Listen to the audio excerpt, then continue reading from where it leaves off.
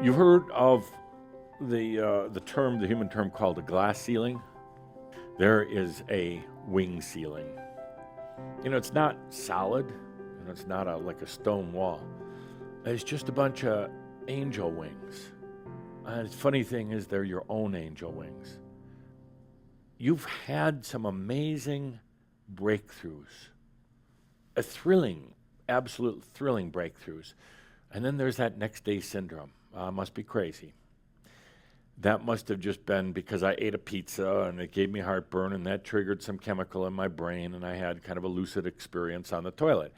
And it's just, but you justify it out of existence. At the very deepest levels within you, you absolutely know. I know you know. We talk about it. You can sense it. But then you let this feather ceiling, this wing ceiling, get in your way. The wings are up there. They're your own. They're inviting you to go beyond. They're inviting you to rise up with them. But it's almost like you're afraid of them. Like, wow, there's those wings up there, and I can't get past them. They're yours. And they want to take you beyond the doubt and the holding back and the feeling that you're going to go crazy. You are not going to go crazy. I can tell you that right now.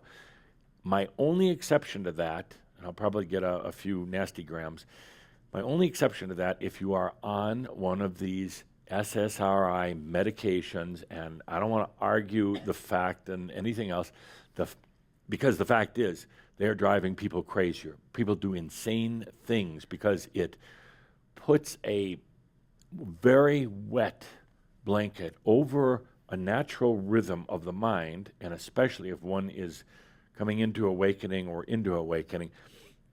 it will do so much damage that will cause lifetimes of corrective activities. There's a couple things we're doing up in the other realms right now. One is we're having to train angelic beings who have been on Earth before, not the newcomers or never-beens, but the ones who've been on Earth before, how to handle the beings who die who have been on the SSRIs. They are numb. They are gray, little gray pellets when they show up. They are so without awareness. And to try to work with them, when there's no vitality, there's no passion, to try to work with them, it's harder than working with a suicide case when they come to the other side. If they've been on these medications for any length of time, Calder's asking me, fact-checking me, but it's any time longer than 2 years, and they're still on them when they die. They also want to die. They want to go out of existence. They cannot stand it anymore. They know there's something in there, but it's been grayed out. It's been blanked out of them. They just want to go out of existence.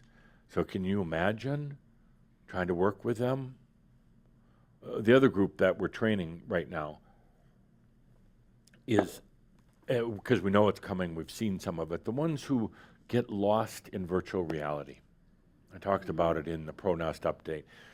Virtual reality is becoming so real, so seductive and compelling that there are those who are going to get lost in the goggles and the masks, or even just the constant day in, day out of these video games and the other things that are coming next, that they die within the virtual reality. The funny, there's nothing funny about it. The odd thing about it, sometimes their bodies haven't died. And they're back there. They've got a robot body. I mean, it's on autopilot. Their biology's on autopilot, but there's nothing left here. They've died within virtual reality. We've got to help them get back to the I am here, to the I exist. And these are challenges that we're facing with the very changing world that you have.